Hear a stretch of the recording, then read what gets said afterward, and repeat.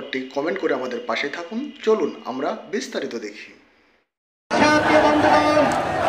জাতীয় পার্টি বাংলাদেশের কোন পার্টি না, এই পার্টি হলো ভারতের পার্টি। সুতরাং বাংলাদেশের জাতীয় পার্টির রাজনীতি নিষিদ্ধ করার মাধ্যমে হাসিনার মতন চেমকাদেরকে ভারতে পাঠাতে হবে। জাতীয় পার্টির 14 দল এই বাংলাদেশে আর কোন রাজনীতি করতে পারবে না। আওয়ামী লীগের সাংগঠনিক কার্যক্রম নিষিদ্ধ হয়েছে। আওয়ামী লীগ বাংলাদেশের কোন দল ছিল না, বাংলাদেশে তারা রাজনীতি করতে পারছে না। তারা এখন কলকাতায় তাদের অফিস খুলেছে। আমি সরকারকে বলবো, জাতীয় পার্টিকে বাংলাদেশ থেকে নিষিদ্ধ করুন। তারা প্রয়োজনে ভারতে গিয়ে, কলকাতায় গিয়ে মোদী দাদাবাবুর সাথে রাজনীতি করুন, আমাদের কোনো আপত্তি নয়। এই যে স্বরাষ্ট্র উপদেষ্টা আমাদের উপর হামলা হলো, তিনি কি করলেন?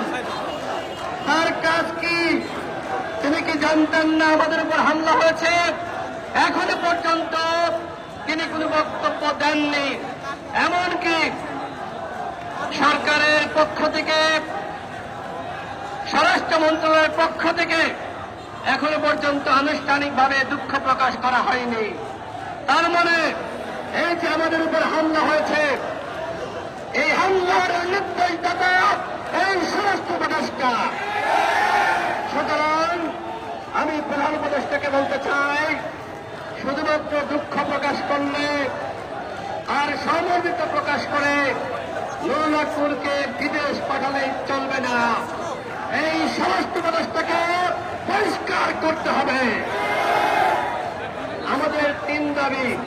প্রথম দাবি হল, যারা এই হামলায় জড়িত তাদেরকে চিহ্নিত করে গ্রেফতার করতে হবে এবং তাদের বিরুদ্ধে ব্যবস্থা গ্রহণ করতে হবে। জাতীয় পার্টিকে ফ্যাসিস্ট পার্টি আওয়ামী লীগের দোষর হিসেবে চিহ্নিত করে তাদের সাংগঠনিক কার্যক্রম নিষিদ্ধ করতে হবে এবং আমাদেরকে রক্তাক্ত করা হয়েছে, নুরুল্লাহপুরকে রক্তাক্ত করা হয়েছে। এই কারণে জাতীয় পার্টিকে নিষিদ্ধ করতে হবে। আমরা স্পষ্ট কথা বলি, কোন লুকিয়ে লুকিয়ে ভিতরে রেখে রেখে কথা বলি না।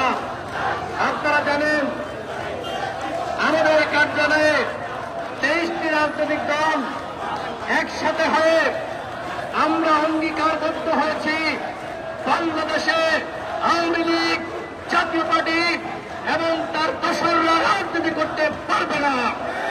প্রত্যেকটা রাজনৈতিক দল আওয়ামী লীগ, জাতীয় পার্টি এবং 14 দলের বিচার দাবি করেছে।